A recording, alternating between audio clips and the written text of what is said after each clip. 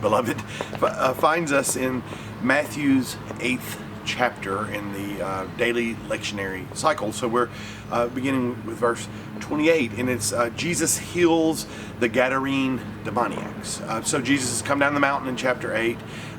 He cured leprosy. He's cured a centurion's son that was suffering from palsy.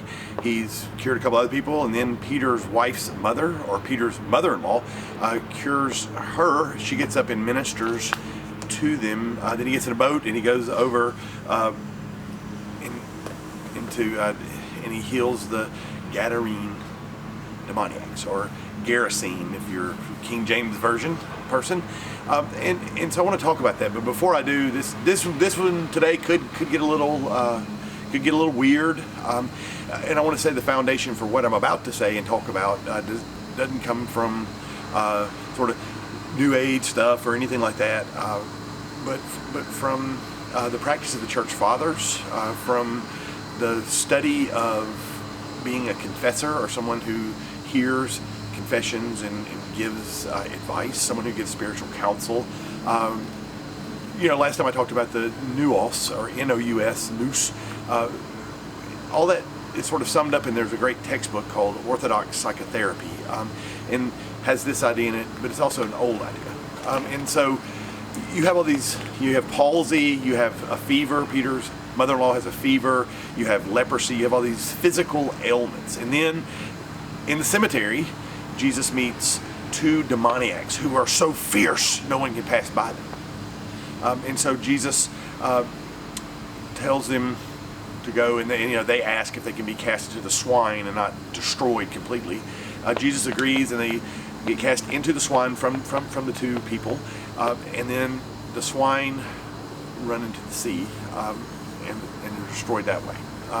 A lot there. So we got 5 minutes or so, and so what I want to talk about is this is a lot of different things going on with this, and so I'm not claiming to be authoritative or this is the most important thing or whatever, but I've had so many conversations since quarantine started. I guess people have more time to do self-reflection and have to slow down and live with themselves. That it's hard not to see this and share it. So, many people, myself included, have what I call voices in our head. So I'm not trying to say I'm crazy or people are crazy, but there's thoughts, if that's better.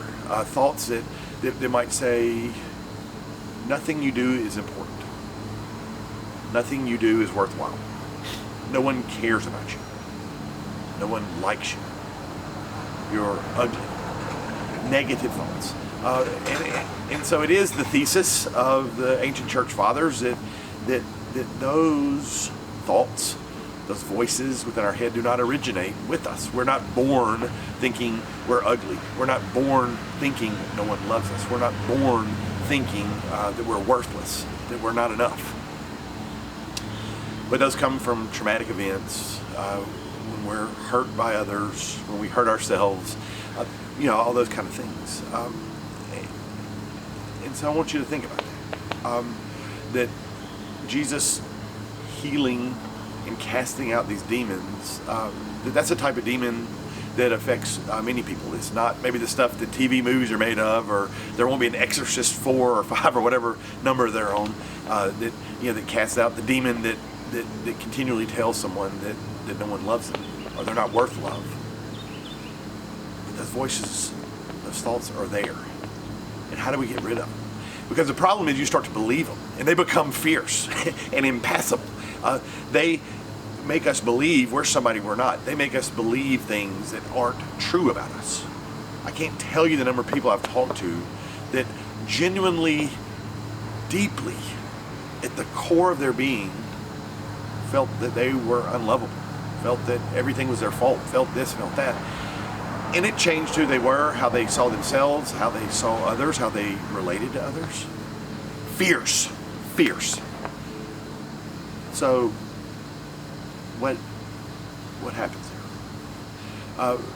First of all, there's an awareness that we need help, that those voices in our heads that tell you you're not good enough, you're ugly, no one cares, nothing you do is important. All those voices they're not true, and they're from somewhere outside of us. And then, thanks be to God, we have Jesus, who has the power and the grace to cast those things out, to help us, give us the grace and the healing to see us as we truly are: important, worth loving, beautiful, all those things. But that's a spiritual battle. A spiritual battle that doesn't start with anything that we were born with, but starts with something that came from outside of us and something that torments us. And so in that spiritual battle, we need Jesus. I need Jesus to help give me truth and perspective and grace and strength and mercy and forgiveness and all the things necessary to cast those demons into the swine and have them run into the sea and be destroyed. So my challenge for everyone today is to think about the thoughts in our head and the voices in our head that tell us we're not good enough, that tell us we're not worth love, that tell us we're stupid, that tell us negative things. And to challenge those voices and to say to those thoughts, those voices, no. And to ask Jesus to help heal us. To ask Jesus to cast those voices and those thoughts from our head and show us our true selves, our beautiful selves, our enough selves. So I know I slaughtered this in this small talk, but it's a talk worth having, and it's a seed worth planting, that maybe all the negative things in our head, maybe all the negative thoughts and voices, or whatever you want to call them, don't originate from us. Maybe all those negative voices and negative thoughts and things that are awful that go on inside our heads, maybe they're not true. And maybe if we gain an awareness of those and we ask Jesus to help get those out, He would.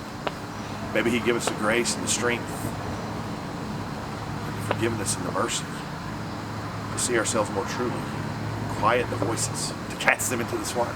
So that's the thought for the day. Be kind to yourselves, be kind to one another, and contemplate that the voices and the negative thoughts aren't true, aren't who you're created to be, or telling you lies that force you to live in the cemetery, the place of the dead, and not within the city, the place of the living. Jesus wants us to live in the place of the living. God bless you all. Miss you all terribly. Pray for one another. Reach out to one another. Love one another. In the name of the Father, the Son, and the Holy Spirit.